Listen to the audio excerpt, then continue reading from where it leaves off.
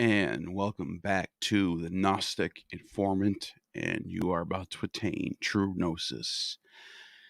Today, I want to talk about some alternative theories about the origins of Christianity. And a lot of times, when we talk about these alternative theories, like mythicism or Roman provenance, for example, people just write it off immediately as pseudo scholarship.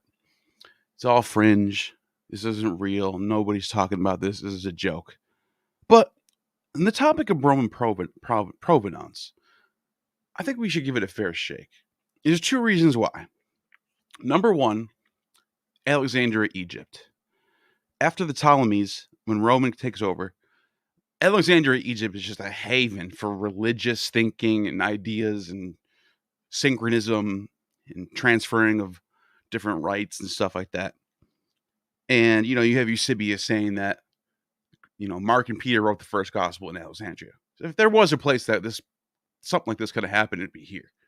The second reason, in my opinion, the Sibling Books, the central text of the Roman religion, the Sibling Books. When you follow the trajectory of these books, they start off pagan, and then they become incorporated by Hellenist Jews in Alexandria. And then, all of a sudden, the Sibling Books are Christian, and that's it. And they're not even pagan anymore. And all the way up until the 15th century, the Sibylline oracles are purely Christian text. No one else is doing this but Christians. You even have texts about Muhammad being the Baphomet.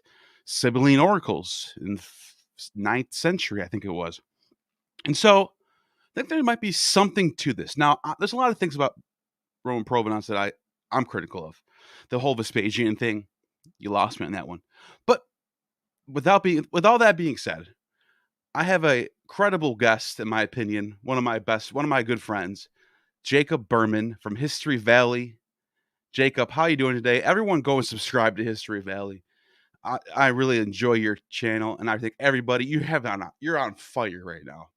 You've been having on amazing guests, doing amazing topics. Go and subscribe to History Valley right now and come back. Links in the description. With that being said, what's going on, Jacob? And based on what I was talking about, take it away, man. How are you today, and where are you at with all this stuff? Because this is kind of something that you've been really looking into for the past couple of years. Well, thanks for having me, Neal. I've been doing a lot of research into Paul, and I've been interviewing several scholars, and I plan on interviewing several more on Paul, what he believed, and when he wrote his letters and stuff like that.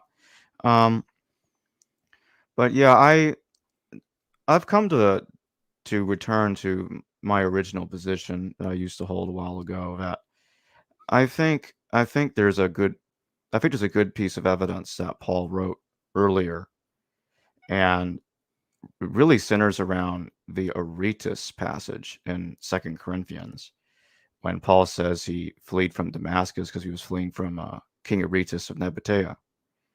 And Josephus also mentions that King Aretas, about the same time that Paul was fleeing from him, he's going after the Herods, which I found that to be curious. There's not many scholars, but there's a couple of scholars that look at what Paul says in Romans 16, and they see that he's a kinsman to a Herodian figure. Now, some might say there's not really much there. Herodian, so what?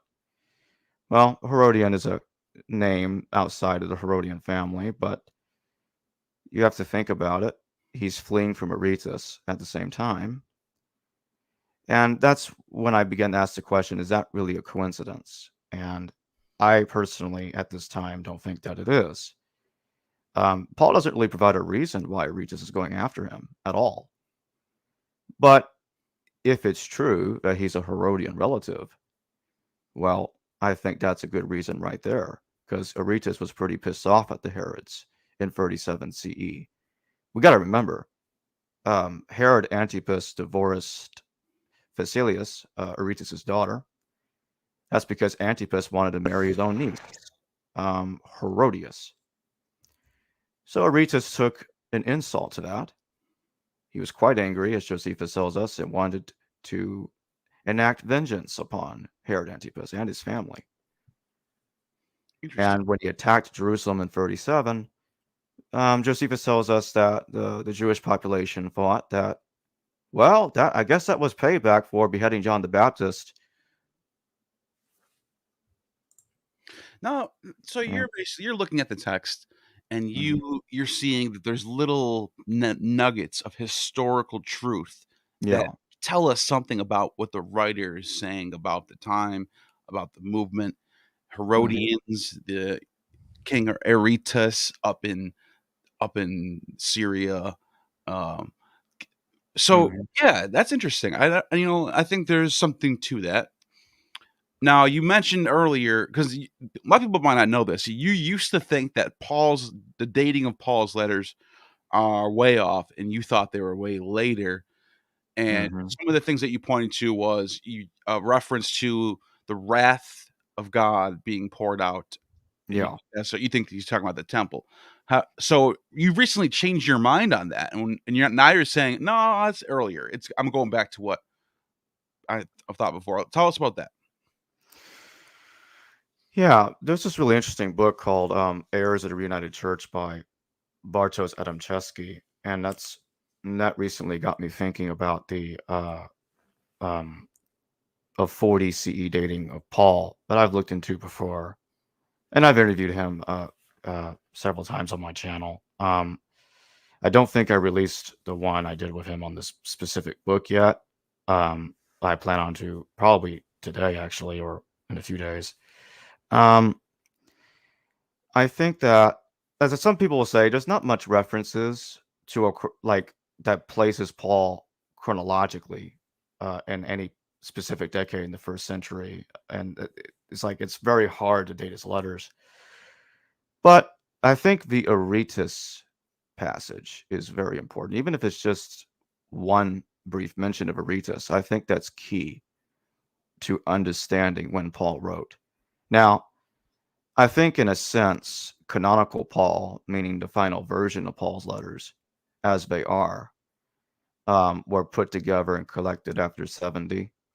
And there are scholars that think that there were insertions into the text. Well, that's what I would say is people don't think about this as much as I think they should. Is that when we have a text that's dated to a certain time, to Corinthians, I don't know. Let's just take Corinthians. Most people, I do this too.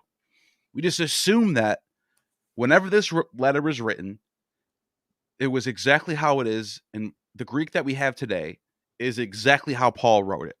But we don't think about that Paul could have written something very similar to what we have, but there could be interpolations and redactions and changes being made decades later that we'll never know. We won't even know if it ever happened unless we found a manuscript, but we don't have any Paul manuscripts in the first century, so there's no way we would ever know if Paul's letter is exactly what he wrote. We have no way of knowing that. So there's just some things that we're just in the dark about.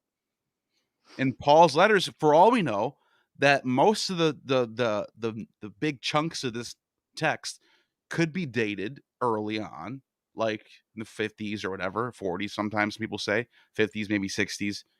I'm saying 50s, 60s. I'm not. Some people say 40s, but I'm saying a little later than that.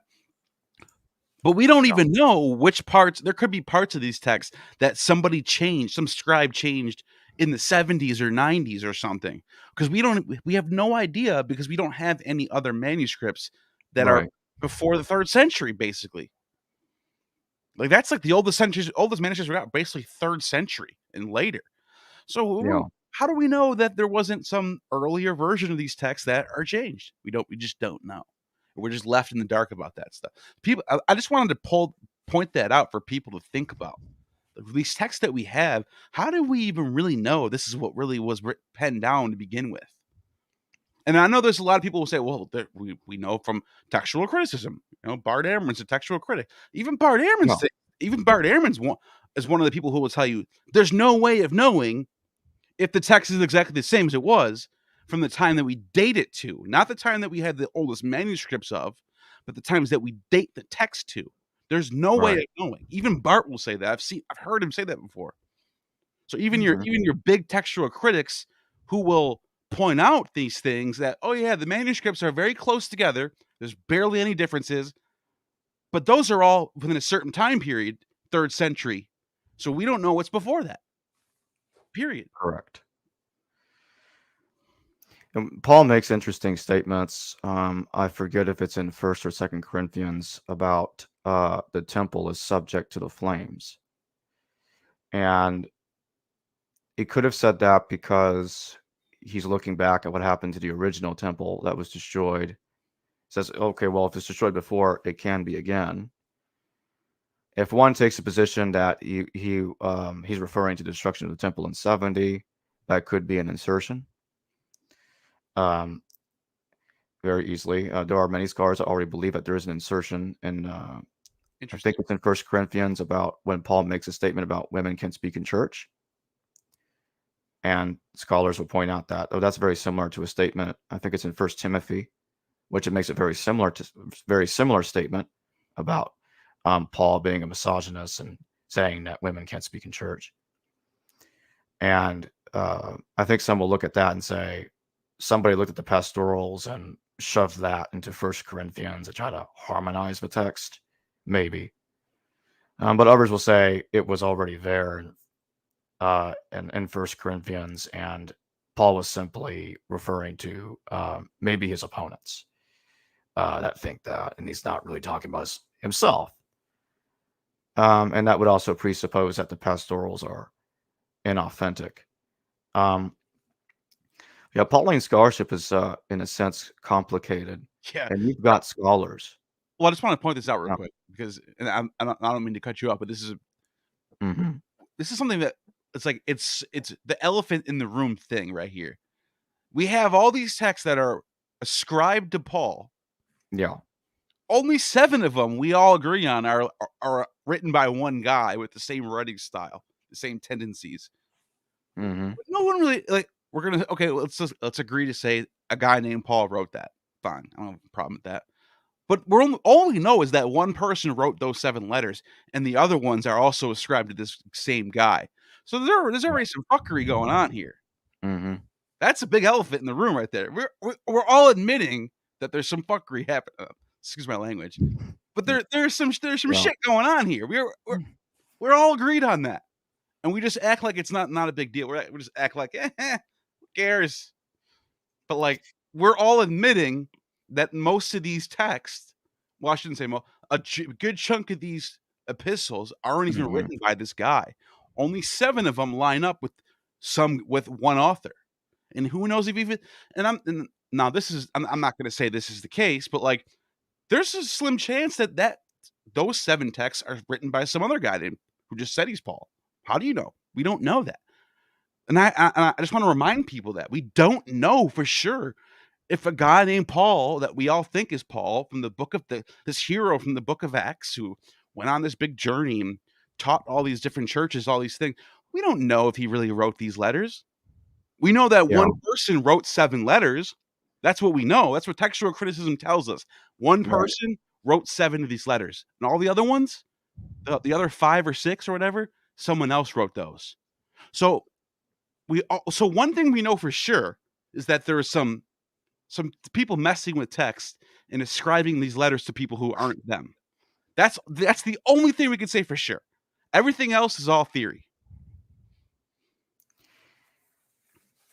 Some might say that that maybe over time Paul was changing his the way he wrote.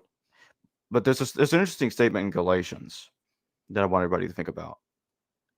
Paul states, I'm all things to all men. To those that are under the law, I'm under the law. To those that are not under the law, I'm not under the law. That's a very interesting statement because what he's saying is he's like, I'm going to pretend to agree with these people and agree with these people and agree with these people over there, even if their viewpoints clash with one another. Because that's basically what he's saying in Galatians.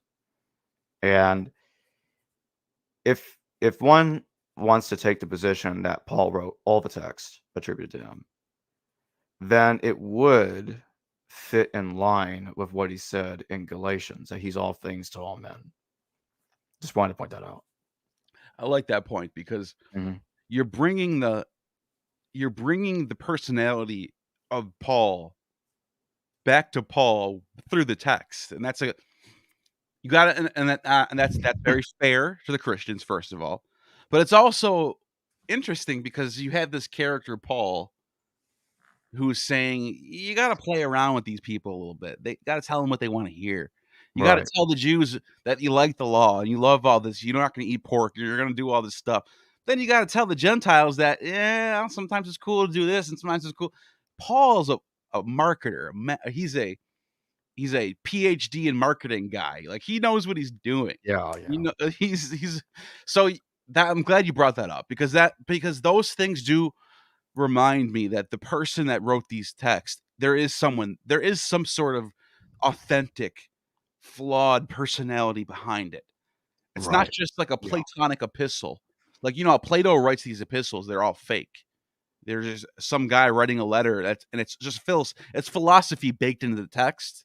Mm-hmm. Not a real, but you just made a good point where I give it to the Christians. These texts kind of do seem authentic because there's some flaw. He's flawed in some ways. There's some things that you can point to and say, Paul seems a little bit angry about this, or Paul seems a little weird Yeah. about this. So there is some authenticity there. And you know me, I'm always fair about shit like this. And yeah, Right. good point. Yeah, and Paul mentions in First Corinthians he's come across different leaders that were, I think he was saying apostles in Christ before him, like Cephas, Apollos, and I think John, and he's frustrated because you've got people over there that believe in Apollos, you got people that believe in Cephas or Christ, and that's interesting. So he's mentioning that there's a group of people that believe in Christ without believing in him, and therefore not believing in Cephas and Apollos either, because he's distinguishing the different sects in the sectarians in First Corinthians, chapter 1, actually. It's right at the beginning of the chapter. Massive division. It makes you wonder because we know Paul's Christianity is because that's the Christianity that survives. But this Yeah. Apollos character, I wonder, it makes you wonder, what was this guy teaching? What kind of Jesus did he want you to believe in? Right. Because that's the thing about these Christianities. People call them Gnostics. People call them heretics. They're all Christianities. They all have a different Jesus that they want you to believe in. Right. They apply a certain mythos to Jesus of Nazareth that they think that he would want you to be. This is how the Jesus of Nazareth would have wanted you to live like. This is what he would have said. They all have that. They're all using that as their main weapon to get across their whatever they're getting. He makes like, who is this Apollos guy? What was he talking about? What kind of Jesus did he believe in? You know? Right. And at this time, let's take a dive into Acts. What Sure. I have a problem with Acts is several scholars have noted Acts and Paul contradict each other many times. Acts, like Peter and Paul are getting along, and Galatians they hate each other. I'm like, okay, that's a problem. And Galatians, Acts.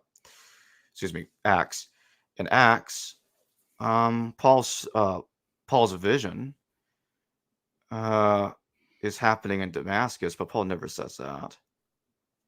And what's interesting is that in Acts, Paul gets rescued Paul saves himself by getting lowered on a basket from some building. It just doesn't sound like a realistic story. Right. But it's happening, but the problem is he's running away from the Jews in Acts, whereas in Second Corinthians he's running away from Aretas. It's the same story, but in Acts it's somebody else he's running away from, another group of people he's running away from, instead of Aretas and his army. So it's like, okay, that's odd. I very much doubt he did the same thing twice, possibly a decade or decades apart. No. It makes you wonder if these are two different narratives. Like two different, like it's the same story, but like told two different ways, and then Acts is trying to put them together.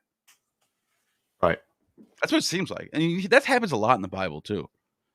Like in the Old Yeah, Testament, especially the Old Testament, you'll see the same. It's like you're reading the same stories over and over. You're like, why does this story sound so familiar to the last story I just read in the last chapter? sure. Yeah. And it's because of this documentary hypothesis that people talk about, where Hmm. you have the Yahweh source, the Elohist source, the priestly source, the Deuteronomy source, and these are all 4 different Bible texts that were floating around independently, and then Right. at some point, the priest in Jerusalem, I'm guessing, said, all these floating texts that are floating around, they kind of contradict each other. We got to make these coincide. We got to make one story and then stick with it forever. So they stitched it together. Right. And that's kind of how some of these stories in the New Testament kind of come off as well. Yeah. Yeah. There's a I super think. chat. Oh, go ahead. Oh, Finish your thought. I'll read it in a second. no, that's fine. Go ahead and read it. Ted Francis, thank you for the super chat. What happened to Paul and how did he die and when? What do you think, James? Yeah, what do you think? Jacob, sorry. I think Bartosz is right that Paul's death most likely occurred by 49, because he's got Paul in Rome by 49 CE, that's about the time that the expulsion of the And Jews from you Rome took think place. before Nero. Yes. Interesting. And so let me ask you this, because I'm not going to say that what you're saying is impossible, because the idea that Paul would be killed by Nero is more inviting to the Christian ear. Nero is the 666, the Antichrist, the beast. Of course, Paul would get killed by Nero. That sounds like something more made up than what you're saying is, what is it? Claudius? Is that who it is? Claudius? Yeah. Yeah. It, But you're saying Claudius had nothing to do with Paul. He's just some unheard of. The Roman emperor's not dealing with guys like Paul. This has nothing. All these stories that Peter went up to Nero and said, I have to be no, here. I think that's a myth. It's all myth, right? When you read the Paul got story, killed. It probably was just you know, locally happening somewhere. The emperor probably didn't even know about mhm. it. That's how different worlds these people are living in. So go ahead, finish your thought. and in the late 2nd century, if I remember correctly, Lucius Chorinus wrote the original story. There might have been someone else slightly earlier, but I don't recall. There's a but anyway, around his time, we get the myth of Paul's death under Nero. So this is around 200 CE or just before it. So about the beginning of the 3rd century CE, and it's ridiculous. You got Paul going to Rome. He gets beheaded like John the Baptist. And then his head gets reattached to his throat and he rises from the dead. And that sounds like nonsense from start to finish. I'm like, Really? come I didn't think it on. sounded like. No, I'm just kidding. I mean, I'm like, I don't think there's anything we can get out of that as historical. Not for a second. It just sounds, no matter if you think Paul wrote in a different era, I don't think I ever bought into the Neronian thing. It just sounded ridiculous to me. It still sounds ridiculous to me. I just I just have a hard time believing it. Yeah, because I mean, later on, when we're talking about Christians legend making these legends of their early Christian forefathers who came about and invent, like, that wrote these first epistles of how the church should be run. Right. Of course, they're going to make him legendary, and of course, Paul meets Nero. Nero is the most important character in the world. He's the Roman emperor. He's the blood of Augustus. No, he's not the blood, but he's adopted. He's adopted in the Julio-Claudian family. Yeah. But you know what I mean. They didn't see a difference between blood and adoption. They didn't care. He's the Julio-Claudian emperor. He's the king of the world. Yeah. So for Paul to go square off with Nero, that is a good story. That's a story that is going to be impressive, and it's also going to capture the hearts and minds of all the people who aren't like living as nobles as the plebs. Because Yeah. Christianity is what makes Christianity thrive is that it's for the plebs. It's for the common people. It's for everyone. It's not just for these rich initiated Yeah, nobles, there you go. patrician Yeah. families. It's for the plebs. And so when they hear a story about this guy Paul going up against Nero and dying for his religion as a martyr, that's something people want to hear. That's a powerful Absolutely. story. But Yeah. did it really happen? Is it likely that it happened that way? No. No. It's just not realistic that this Roman emperor who's dealing with the affairs of the state is just going to stop doing what he's doing to deal with some random religious guy from the eastern coast of the empire. Not going to happen. Period. And by the way, the idea that Paul, because he had Roman citizenship, was able to appeal to Caesar, and then they took a boat and they took, this Roman citizen, he appealed to Caesar. Everybody, get the boat ready. Let's ship him all the way to Rome. Let's spend all our resources on this random guy. Just didn't happen. It's such a bullshit narrative. No. It really is. Like, it just didn't happen. People don't just say, I appeal to Caesar. Take me to Caesar now. No. Really? How about I'll take you to Hades right now. Slice. Like, they're not going to waste their time on you. It just doesn't work that way. The logistics of it doesn't make any sense at all. Mm-hmm. Some random guy says, I'm a Roman citizen and I appeal to Caesar. Take me to Caesar right now. I command it. Who are you? No, Yeah. we're not doing shit for you, dude. In fact, you're getting put on the cross now. Goodbye. That's what's going to happen. Right. So that's, obviously I'm speculating, but I'm just looking at the likelihood of these things. That's what I'm weighing. Yeah, I get it. Weighing the odds here. What really happened? Let's be real about this story.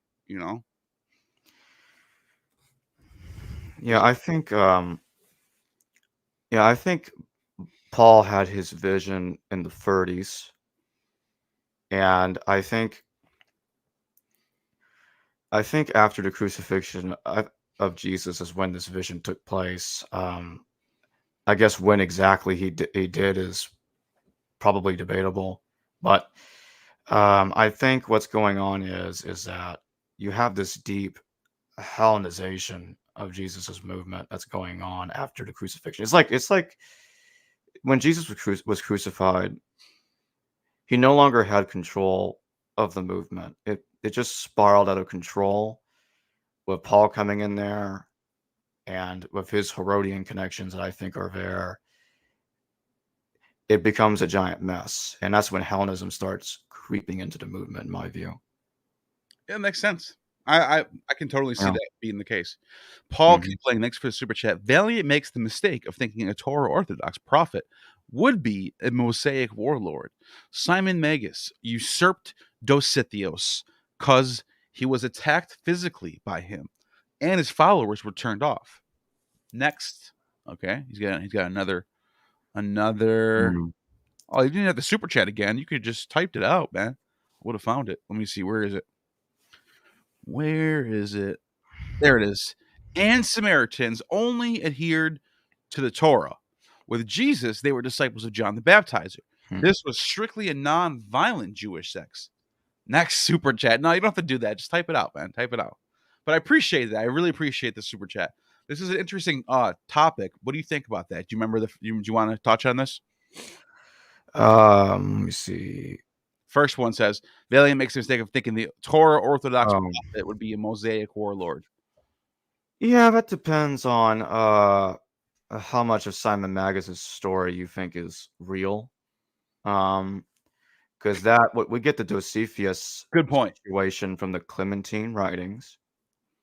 But to speak on John the Baptist, I tend to think that John the Baptist and the followers of Jesus were connected. Some think that they're not, but as far as I know, the majority of scholars believe that John the Baptist did baptize Jesus. I'm inclined to agree with that.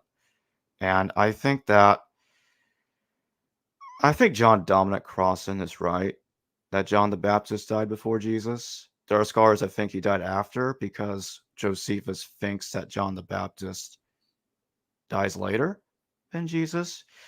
But John Dominic Crosson points out. Oh, it's because that in the sequence of events that Correct. Josephus lays out, it's the John the Baptist's death is mentioned later. But I will point this out as an avid reader of Josephus. Someone Right. I can say this. I'm not an expert.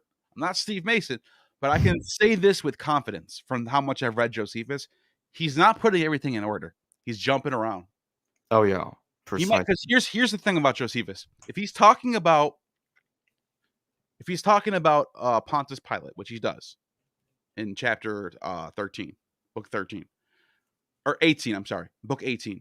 When he's talking about Pontius Pilate, he's going to stay on the topic of Pontius Pilate, even if it means he's going to go a couple decades into the future and then go back to where he was. That's what he does in book 18.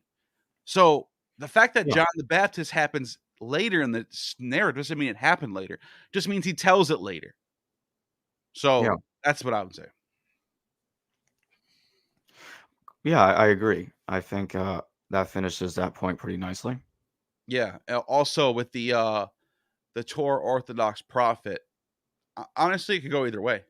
Because Valiant's not wrong to point out that if there was a prophet, he most likely would have been someone with fundamentalist ideas, following Moses, following the Torah, and people want to look for a prophet that's doing that. Because that's what the type of people who look for a prophet or a Messiah are usually fundamentalist types to begin with. Let's be real. Yeah, I tend to. But it's not impossible. As to Paul's point, it's not impossible that there could be a Messiah or someone a messianic attitude who people are looking up to, who's very charismatic, who might have some Hillel the Elder type vibes going. Hillel the Elder said, "Love your neighbor like yourself." Yeah. So it's not, and we have evidence of that. The question is, what kind of person is Jesus? We just don't know. We just don't know what he was. Like we can look at Simon of Perea.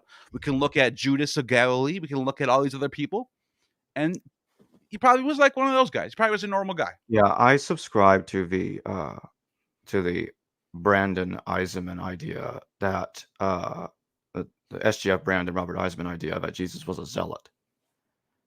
That's what I think. He was a Torah Orthodox zealot. Could be. Yeah. I mean, Steve Mason is obviously he's a bona fide expert in this stuff. He's a historian. Oh, yeah. He's a historian first, and he's a Josephus expert also. He kind of points out that the word zealot in our minds today is sort of been warped over time. That sometimes a zealot is not just a fundamentalist warlord. It could be that. Obviously, Josephus has this story about the zealots that were at Masada and they were murdering people and going crazy and doing. Yeah. So yeah, there could be. I guess it could be that. But as far as Jesus goes, and then you do have in the Gospels, you do have the authors of Matthew and Mark and Luke going out of their way to tell you that his followers were zealots. Not all of them, but some of them. Like there's a statement that somewhere that James was zealous for the law. Yeah. And I think that's, in my view, that's important evidence of even the historical Jesus having been a zealot himself. Because that's not something that a Christian would like to invent later and put it back. Like, they're not going to want to do that. They want to promote Jesus as a peaceful Hellenist, not this. Yeah. What was I going to say? So, do you think that James's movement because we hear all the time that James led this church in Jerusalem. I don't outside of a couple of texts that we have, we don't know much about it. We don't know when it starts, when it ends. We just know that there was a church in Jerusalem and James was the leader, and that Paul had his church and John might have had another church somewhere else, and Peter, or whatever, who knows. But when you talk about James in particular, a lot of times I want to tie him to the Ebionites, where these are Torah observant Christians following the Old Testament. Mhm. Would you think that too?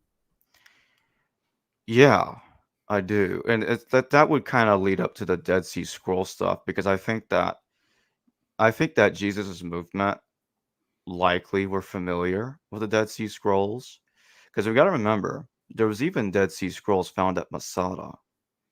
The Jewish rebels during the Jewish War even knew about these scrolls. So I think it's a safe bet that before 70, before 66 CE, before the war, it's the same thing, obviously. And I think Jesus' movement were following both the Old Testament and the teachings of the scrolls. Now, I want to say one more thing. I want to caption one thing here. Just because I agree with Eisenman that Jesus was a zealot, that doesn't mean I agree with him about his view of the Dead Sea Scrolls being largely, if not entirely, first century text. I don't buy that Pesher Habakkuk was mentioning Paul in some coded way, and that James is in there too as a righteous teacher. I reject that argument. I think his claims that the New Testament made use of the Dead Sea Scrolls is true. Many scholars have noted that, like James Charlesworth and many others. Like the idea that there's a lot of parallels between the teachings of the New Testament and the Dead Sea Scrolls are there. That doesn't mean though that the New Testament borrowed directly from the scrolls, because scholars will also point out, and I think Charlesworth points this out too, that there could be other traditions connected to the scrolls that that we don't have now, that the New Testament could have borrowed from instead, and not directly from the scrolls. So that's something else to remember. Remember, we don't have everything. There's a lot of stuff we lost. Yeah, and then especially when we talk about the Dead Sea Scrolls, a lot of these texts are ranging from first century BCE Oh yeah, through, and that's a long time. I Like think second to century put this BC in is some of it perspective, too. yeah, put this in perspective for people. We think of, okay, they were first century BC / AD. Yeah, it was the same time period. Whoa, same time period. Yeah, That's that's two ridiculous. centuries. That's like, imagine if I had a library full of books from the 1900s and the 2000s. Now think of how many different think of how different the world is from now and 1950. Oh yeah, Like just like, so think about that. When we think about all these texts we find at the Dead Sea location of Qumran that are ranging from different dates, they're they're from different time periods. Different people wrote them and copied them. It's not the same. You know what I mean? In any way, shape, or form. They're not from the same time. They're from different times. You know, right. just wanted to point that out there. Yeah. Let's see what's next. Thank you for the super chats, everybody. Hmm. Chat GPT says, please discuss secret of Mark / Carprocreations. Oh, I think I don't buy the idea that Secret Mark was faked by Morton Smith. I think um, that it's a second century text that probably is some kind of redaction based on canonical mark. Interesting. But other than that, I think it's a theological mess, and all it does is it provides us a viewpoint of a particular sect of Christians. But that's it. There are some people out there that take it way too far and say, "Oh, it reveals things about the historical Jesus." I'm no. I rejected that argument from day one. Yeah. That's just ridiculous in my mind. To my mind. Well, if it's authentic, it does tell us about the way gospels are written like in general, and how gospels, Yeah. any gospel is not historical. They're legends. The author of that text is saying that these are just legends to get people to believe. And like Yeah. that's like Clement of Alexandria is like not cool with that at all. Like, what do you mean? No, don't say that. Yeah. Don't say Yeah. that. Please don't say that. Like, they don't like that at all. But it's true, obviously. We know that. We know it's drawn. Right. We know it's drawn from the Old Testament. We know that all these tropes of carrying the cross and getting sold for 30 shekels, and that's all tropes drawing from the Old Testament. And not only that, drawing from the Old Testament, they're drawing tropes from the Old Testament and putting them onto Jesus, but they're also drawing tropes from other myths, the Orphic mysteries, the Dionysus mysteries, other things in the ancient world, and they're putting it onto Jesus as well. He's becoming this super, super duper important savior figure, better than all the other savior figures before him. Right. That's just what it is. That's what's happening with that's what's happening with the Gospels. That's what makes me, and this brings it back to the beginning of this video when I mentioned Alexandria, Egypt. That's what makes me think that some of this stuff was written in Alexandria, Egypt, because I've recently learned this when I went to Egypt. I was told that during the Roman Empire, when they had control of Egypt, like when they took over the Ptolemaic Empire, when any boat pulled up into the harbor of Alexandria, they were immediately searched, and any books or any papyri that they had were confiscated, copied, and then given back. Didn't matter what it was. It could be your lunch. It could be what I want to eat for lunch. Doesn't matter what it is. They took it and they copied it. That was the rule of Alexandria. If you come to Alexandria and you have a text, they're going to take it from you. They're going to copy it so they can have a copy for their library. That's how the Library of Alexandria got so advanced. They had everything. They had a text for everything. Christianity, if a text like Christianity that's so advanced, it's drawing from so many places, the only way to write something like that is to be where all the info. Without the internet, you can't write that. Yeah. You do it in a library like Alexandria. It makes perfect sense that it was written somewhere like Alexandria, maybe Pergamum. As a matter of fact, in the Mar Sarabon letter, the Mar Saba letter, Mar Saba, there is a letter by Mar Bar Sarabon, but it's a different situation. A letter of Mar Bar Sarabon, but I'm talking about the Masaba letter, which is claiming. See, this is a text that people think Morton Smith. Some people think Morton Smith made all that crap up, and that's nonsense. But this text mentions that secret mark was written in Alexandria. Yeah, that makes sense. And by the way, people that hate on Morton Smith, I don't know why. They're like the way they talk about his book, Jesus the Magician, like it was some blasphemy. It's a good book. It's because it's a damn good book. Yeah, it's because he's going hard. He's not holding back. And all these seminaries in America that sort of influence how academia is done don't like that shit. Yeah. Let's just be real right now. I'm in the mood to be real right now. That's the shit that people have to deal with. Morton Smith didn't care. Jesus was a magician. Look, he's holding a wand. Morton Smith was way ahead of me, man. Morton Smith, I like Morton Smith. People talk a lot of shit about Morton Smith. I don't know why. I think he was a great scholar. Morton, it's because there's a claim that went around that Morton was a homosexual. I'm not surprised. And he faked this text to make Jesus to be a homosexual like him. That's basically the claim. But as a scholar that I've had on, Dr. James David Aldlin points out, Morton had a girlfriend. You know? I don't even care if that's the case. I don't even care about that at all. I think I don't either. But my point is, he's responding against the homophobes. I get what you're saying. Attacking him. I get what you're saying. The people are trying to take his credibility away. Exactly. Yeah, I get what you're saying. Based on nonsensical crap.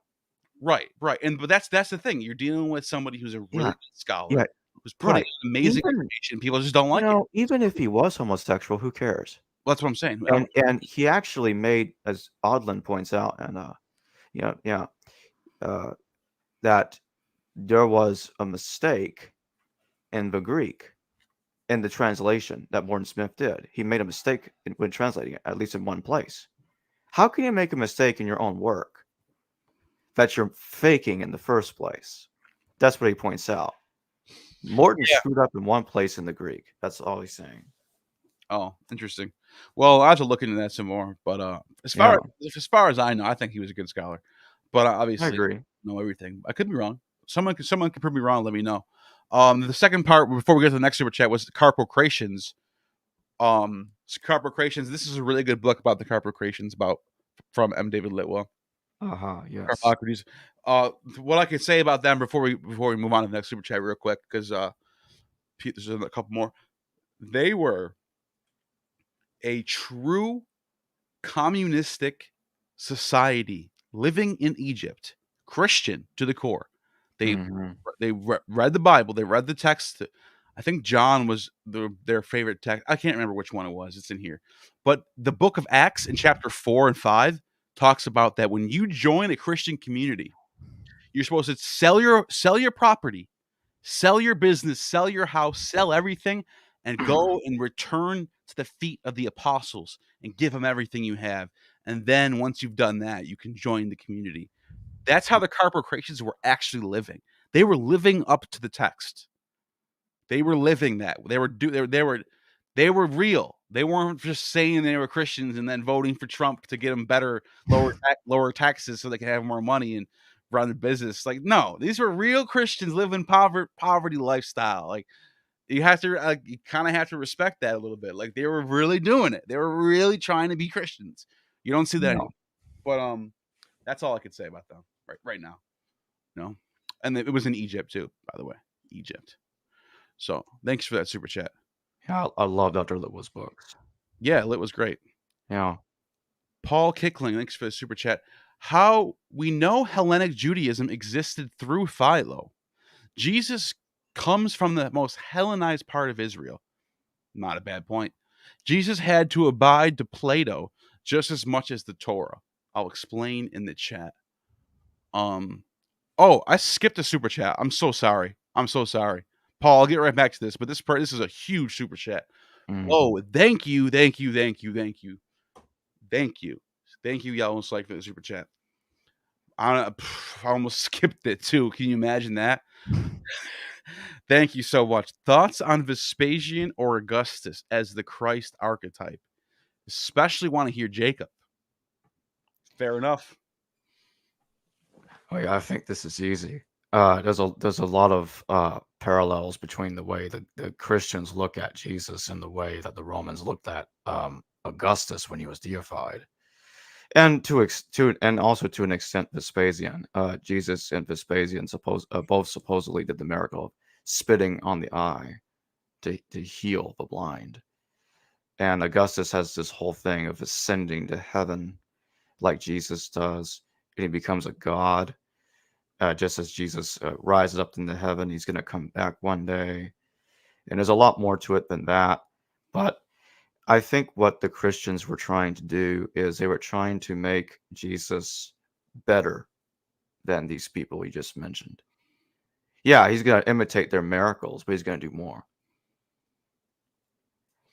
Yeah, no, this is such a good point. The Tacitus Pope talks about this. Yeah. How Vespasian was in the temple of Serapis, and somebody came up to him and they wanted to be healed by his eyes. He spits in his eyes, heals him. Another person walks up, he's got a maimed hand. He touches the hand grows back. This is Jesus stuff right here. This is Vespasian, the Roman emperor, the one who sacked Jerusalem, who sent his son Titus to sack Jerusalem. By the way, Jesus, one of his prophecies was the cursing the fig tree. The fig tree represents the temple of Jerusalem. The fig tree withers. The temple falls. So in a way, Titus is linked to Jesus because he's the one who knocks the temple down. He's almost like an agent for God in that sense, in the Christian sense. But then you go back to Augustus. Augustus was literally called Son of God. Divi Filii, Son of God. And he was adopted by Julius Caesar. And when he was adopted by Julius Caesar, after they all murdered Caesar in the forum, or in the Senate floor, he avenges his adopted father from the grave with the same name, Julius Caesar. He literally is living as Julius Caesar in the flesh, like he takes on his name, avenges him. All of the conspirators are dead within a year. And everybody was like, whoa, this is the divine Caesar. Ovid, Virgil, name it, Martial, all these first century writers in Latin are writing about how great Julius Caesar is a god. He is a son of Venus. He ascended into heaven, and his son is the son of God, and he is the greatest of all time. And look at it. And just these are the facts right now. Augustus reigned for like 40 years, and he brought in the Pax Romana, the peace of Rome. And so Yeah. people are looking at this and they're saying, maybe he is divine. This has never been seen before. Ever since the time of Alexander the Great, no one's been this successful. This is the greatest of all time. And so you got to wonder, the Son of God archetype, when Christianity is being written, when the Gospels are being written about Jesus, and you're creating a Son of God character, you're gonna go to what you know, and that's Augustus, and that's So Tacitus is doing the same thing with Vespasian. I think there's one thing people don't mention a lot that I think Dr. John Dominic Crosson points out, and I remember in one of the interviews I did with him, he points out there are people that thought Nero was going to return. I can pull And the that there's text up right now. false Neros too, just like with Jesus in the book of Revelation, and also I think in the Gospel of Matthew, there will be many that will come in my name and deceive, and they'll say that they are of Christ and deceive many. Yeah. Let's think about that. Yeah. So it's okay. I found the text. Sibylline Oracles 4, 155 to 159. So let me share my screen. Let me fix my my what's it called real quick. Your phone? No, yeah, my camera, and I'm gonna share my screen because this person paid a hefty super chat, so we're gonna stay. Oh yeah, absolutely. Couple seconds. Let me just fix my camera. By the way, my new camera's coming in this week. I am getting it this week, by the end of this week, actually. So I will be finally. I'm finally getting that really, really nice camera. All right, so. Book 4 of the Sibylline Oracles. By the way, I mentioned in the beginning, so this is so important. We circle back to Alexandria and how it relates to Christians. Yeah. Now we're circling back to the Sibylline books. The Sibylline books, if anyone who knows Sibylline books, they go back to the 5th century BCE of Rome, and they're purely pagan texts that have to do with, like, the goddess Venus tells us to do this, or Apollo said to do this. And now it's the Christian God telling people these things. The Christians sort of take over the Sibylline tradition. And so book 4, this is written in the 1st century. And it's 60 something. Let me find it. It's right over here. Oh, Carthage. All right, here it is. Also, for thee, Armenia, there remains a Slavish faith, and there shall also come to Salama, an evil blast of war from Italy, and God's great temple spoil. But when these trusting follies shall cast off their piety and murders consummate around the temple, then front Italy a mighty king shall like a runaway slave flee over the Euphrates stream unseen. Now they thought this was Nero because Nero fled to the east. This is what they thought. It's not true. This is what they thought. See, look, mighty king. The person has a entry. It's Nero, and then it says that unknown who shall some dare loathsome guilt of matricide. That means someone who kills their mother. Guess who killed their mother? Nero. Nero killed his mother. And many other things, having confidence in his most wicked hands, and many for the throne with blood, was Rome spoil while he flees over Parthian land. And out of Syria shall comes Rome's foremost man, who having burned the temple of Jerusalem, that's Salima means Jerusalem. It's just a shorter word, Jerusalem. And that's talking about Vespasian now. Having slaughtered many of the Jews, shall destruction on their broad land, and then shoot to the earthquake shall overthrow, blah, blah, blah, blah, blah, blah, blah. Anyways, long story short, I think it's down here more. There's something about him coming back. He's going to return. I think it's right here, actually. Wreath. I don't know. You guys can look this up. You guys know what I'm saying. But anyways, the point is, in the Sibylline texts, these are written in the late 1st century. By the way, the people who wrote this text are the same circle of people who wrote Revelation. It's the same genre. It's written by the same people. Like, I'm not going to say it's the same person that wrote this, but it's the people who wrote that Sibylline oracle. The book of Revelation is basically like a Sibylline oracle. Yeah, and the Sibylline oracles also talk about that they portray Ares as Nero, as if Ares and Nero are the same person. And he will return and utterly destroy Rome. Yeah, he would, and that's where you get 666 from. Yeah, the Antichrist, Nero. And you guys can look this up. It's all over the internet.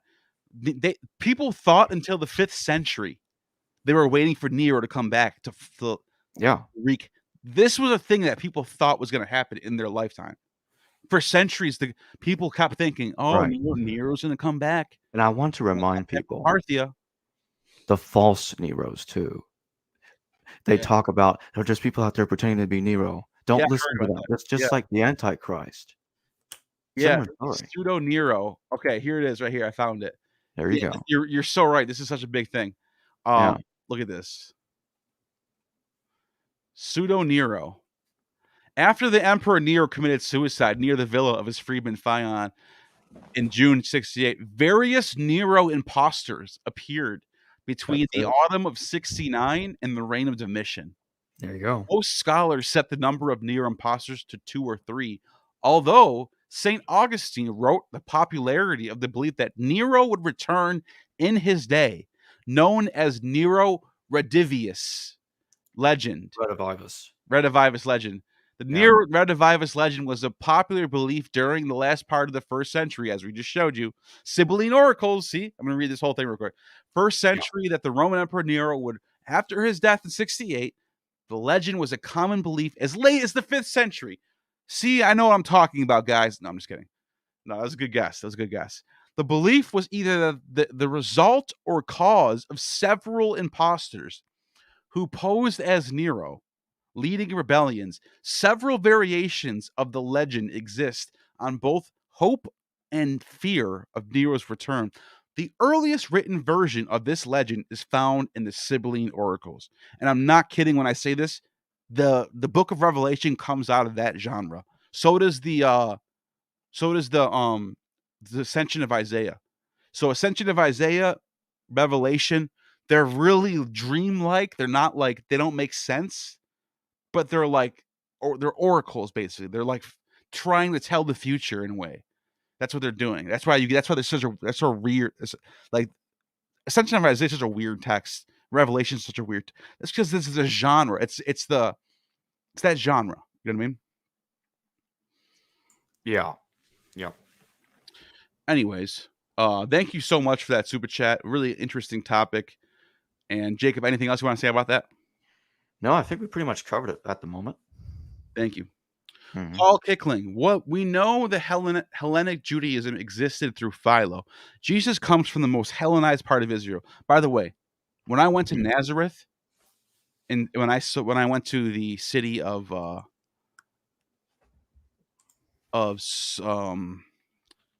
right next to Nazareth, the city, drawing a blank right now. When I was in the Galilee, I should say that. When I was in the Galilee, Paul Kickling is not lying. It is very Hellenized. The archaeology, 1st century, 2nd century, 3rd century, it's Helen. There's Bacchus, there's Orpheus, all that stuff is in Galilee. There's a grotto of Pan.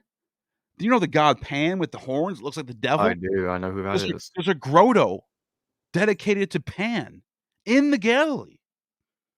Very Hellenized. Anyways, Jesus had to abide to Plato just as much as the Torah. I'll explain in the chat.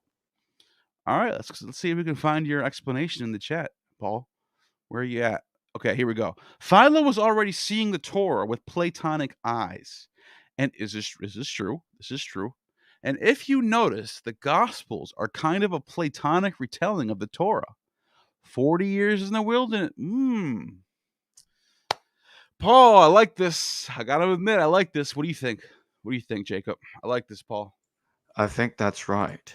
Because it's not just the Christians that are doing this; even the Gnostics, they Platonize Christianity by taking Plato's Demiurge and putting it into a Christianized context.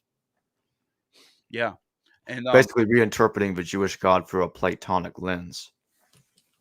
yeah, and you know what? The Septuagint, when the Septuagint was put together during the Ptolemaic Empire, the Greeks now have access to. This was a Greek thing in Alexandria. It became like Philo is a result of this. Philo is a Greek speaking Greek. Really, his Greek is amazing. He can write really nice Greek. He's a scholar of religions. He knows about Bacchus. He knows about Orpheus. He knows about the philosophers. He writes about Diogenes of Sinope. He writes about Socrates. He writes about all these. Philo knows it all. He knows that he's very educated. He's a result of the Septuagint Judaism, of Greek Judaism. And Christianity comes out of the same avenue. So, and obviously Platonism is Middle Platonism is just you can't escape it. It's everywhere. You're not creating a new religion in the first century that's not Middle Platonists. It's just not happening. Right. Yeah. Good points. Good points. Thank you, Paul, for that. I appreciate that. Duran Childs, thank you for the super chat. Was Jesus married to Mary Magdalene? The Gospel of Phillips reads, he would kiss on the lips. In the Gospel of John, Jesus visits her after the resurrection. For a long time, I've been convinced of James Tabor and James Charlesworth and Simco Jacobovici's viewpoint that the Talpiot tomb is the family tomb of Jesus. I know there's a lot of controversy about that, but I find their argument to be convincing. So henceforth, I do think Mary Magdalene had a relationship with the historical Jesus. So I would basically agree with that. Yeah. Yeah, I mean, there's obviously something going on with this character, Mary Magdalene, and even after, even like later generations are emphasizing how important Mary Magdalene was. She was just one of the. She's like one of the apostles. You know what I mean? She's Right. And like, who is this? Why is Jesus why? There's actually a Gospel of Mary that says that Mary Magdalene was the only one who knew the secret inner wisdom of Jesus, that no one else was told except for her. And they all make fun of her and say, you're just a woman. What are you? And Peter got up and said, if Jesus wanted her to know, he wanted her to know, and you guys should listen to her. That's it. That's the Gospel of Mary. It's a good gospel, actually. But it's lovely. Yeah, it's just one of those different ones. One of those change it up for Christians are like that friend you have that plays the same record every time you go over the house. Put something different out for once. Come on, guys. That's how Christians are. But yeah, no, I agree with you, Duran. There's something going on there. Thank you for that super chat. Brave New History. Thanks for the super chat. What's going on? Any speculation on what Abraxas symbolizes? And I could tell you right away what it is because I read Basilides the Gnostic, and I've also read Hippolytus. So Abraxas, the symbol on my channel, the bird head guy with the man with the soldier body and the snake legs. Okay, his head represents the air because it's a bird, flies. The body is land, and the serpent is the sea. So you have the three major elements. But the name Abraxas in Greek has a gematria, which means the Greek letters add up to the sum of 365, which means he's like a calendar god. 365 for the days of the year, years. But there's also 7 letters, which is the 7 planets and 7 days of the week. And then I've even heard some people point out that the multiplying his consonants and vowels gives you 12 for the zodiac and the months of the year. So he's a time god. But if you take the time god aspect and put it next to the fact that he has the elements, and then he's got a spear and a shield, male and female. He is what he is basically is he's the God that represents reality itself. So he's the they call him the Mega Archon. Yeah. Archon Megas in Greek. He's the Mega Archon. That's why I like him so much, because it's such a fascinating concept. If you're going to make a god, you might as well make it the reality itself. Why not? Like Basilides was onto something here. If you're just gonna decide out what is God, why not just be reality itself? That's what Abraxas is. Reality itself. You know, Yeah. it's interesting. Anyways, thank you for that super chat. There's a couple more. James Valiant is in the house. What's going on, James? Hey, James. Philo did not tell us about a dying and rising man God whose human sacrifice will be the new covenant yet. Interesting. You know, because I know what he's getting at. Philo tells us everything that the Christians are borrowing from Philo is so central to Christian religion. Mm-hmm. Like the idea of there being the Logos who inherits the kingdom of heaven from the Father. That's something you can get in Christianity. Except for you don't have this Messiah man human sacrifice thing. It's a good point. But Philo sure as hell is being borrowed by Christians heavily. I mean, I tend to think Paul probably knew Philo. Probably at least heard of what he thinks. It's possible. Yeah. At least knows who he is. Philo was very famous. Philo was in the embassy, very, very high ranking member of the Roman Empire. And his nephew. So his nephew was second in line next to Vespasian in the Roman Empire. Julius Alexander. He was right next to Titus when the Jerusalem temple got knocked down. So we're talking people who are very, very much linked to the Roman Empire, who are connected to Philo, connected to this, theology that Christianity comes out of. Not a bad point by Valiant here. Not a bad point at all. Yeah, you can't ignore these things. You can't just ignore these things. They're there. Yep. Lev Polyakov, thank you for the super chat. Love Yellow Sykes' Roman staff with moon and sun. Reminds me of chakras and same staffs seen in Babylon. What's the lore behind Jesus and Mary Magdalene moving to France? Fairy stream on BTR tomorrow. We both talked to that scholar who talks about the legend of Mary Magdalene moving. I think it's just her, or is it her and Jesus moving to France? Yeah, I don't buy that at all. No, I think this is Middle Age stuff, medieval. But he is pointing to an actual legend, though. It's not like someone in 2020, not like someone in 1920 wrote this. Like we're talking not early. But some people take this 4th, 5th century text. Yeah. Some people think this is real, and I'm like, come on. No, it's not. No. If that was the case, I don't know. If that was the case, I just think there would be a lot more to say about that rather than randomly popping up in the middle of the Middle Ages. Like you'd think Paul would know, but then again, Paul doesn't say shit anyway. So it's not impossible. I'm giving it a 1 out of 10 possibility. I'm not giving it a 0. I'm giving it a 1 out of 10 possibility. That's what I'm giving it. But yeah, go find Break the Rules podcast. Thank you, Lev, for that. Appreciate that. Paul Kickling, thank you for this another super chat. Really appreciate you tonight. Getting it wrong of who the Savior is a theme itself within the New Testament, from Mark to Revelations.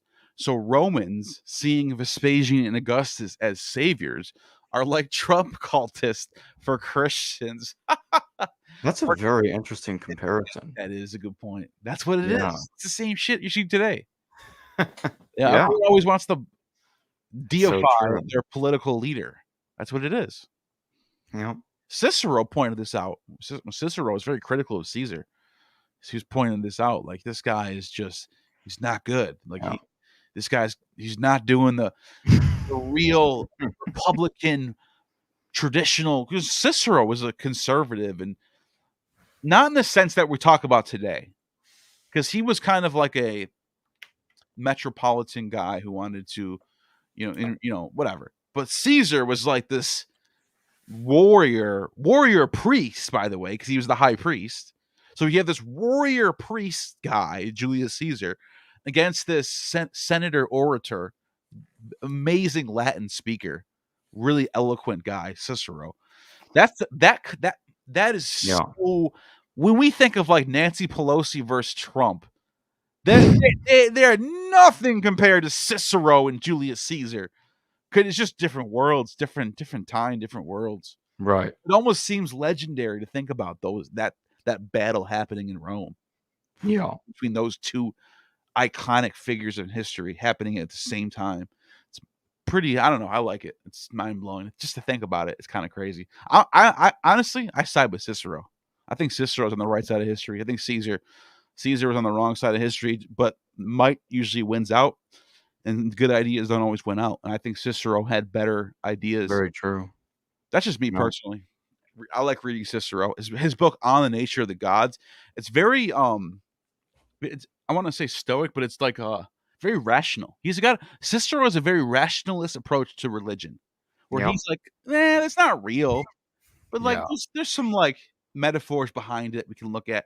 Like that's how Cicero. You gotta think about how much of a risk he was taking saying this kind of stuff back then. Yeah, exactly. He was way ahead of his time. Absolutely. Whereas Caesar probably was like, I am the son of Venus, and these gods do exist, and they are real. You better listen. Whereas Cicero's like, come on, dude. What are you talking about? Like, But yeah, read the book. It's called On the Nature of the Gods by Cicero. And he brings this really enlightened approach to religion that you just don't see in that time period at all by anybody. So it's very interesting stuff. But thank you for that super chat. Paul Kickling, thank you for the super chat. Again, I almost read that like it was another person. It's the same person. Thank you. I appreciate it. You guys should look into Blake's Urzian deity. His version of Abraxas is basically, and he was writing 100 years before the discovery of the Nag Hammadi. Wow.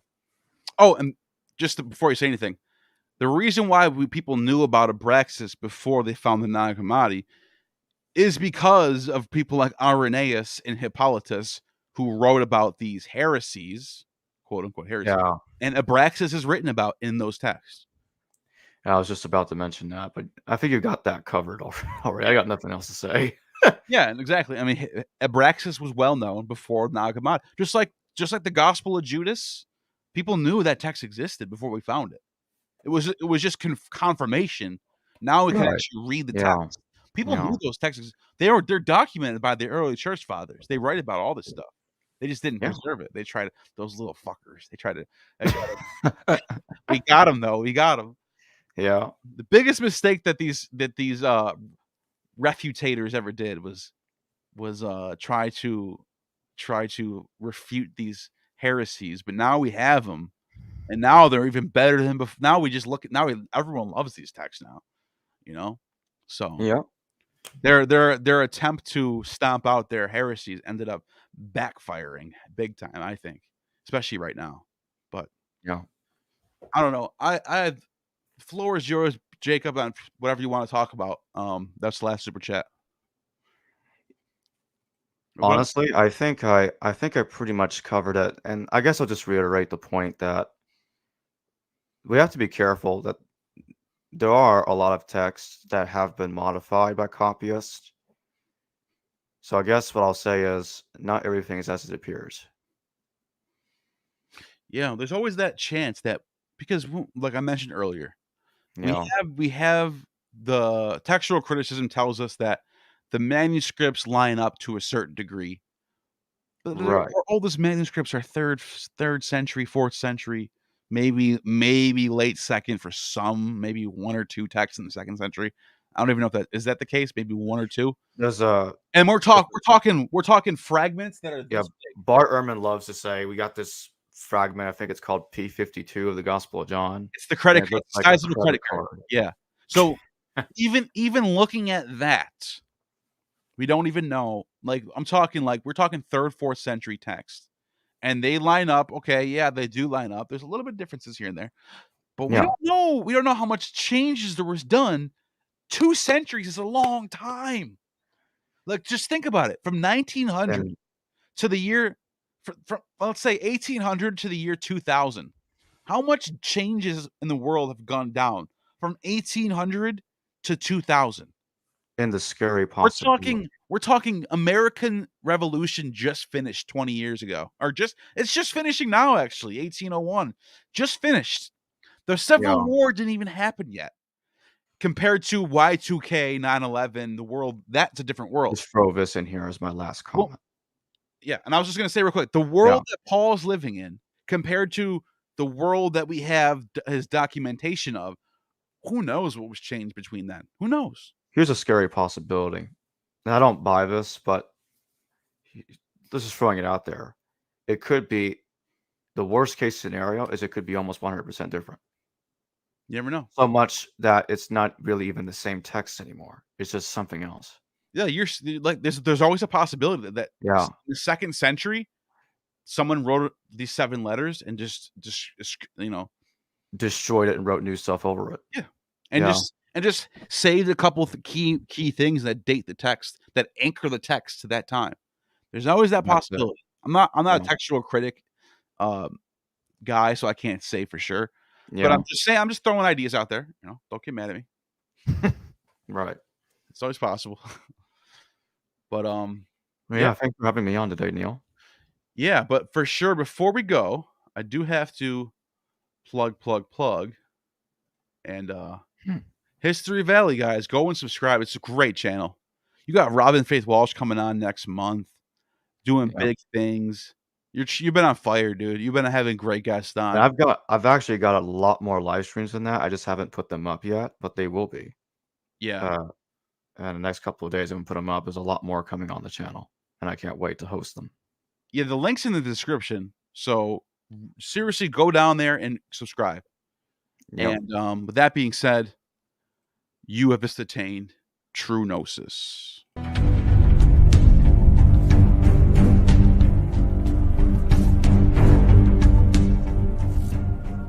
You have just attained true gnosis. The demiurge has no power over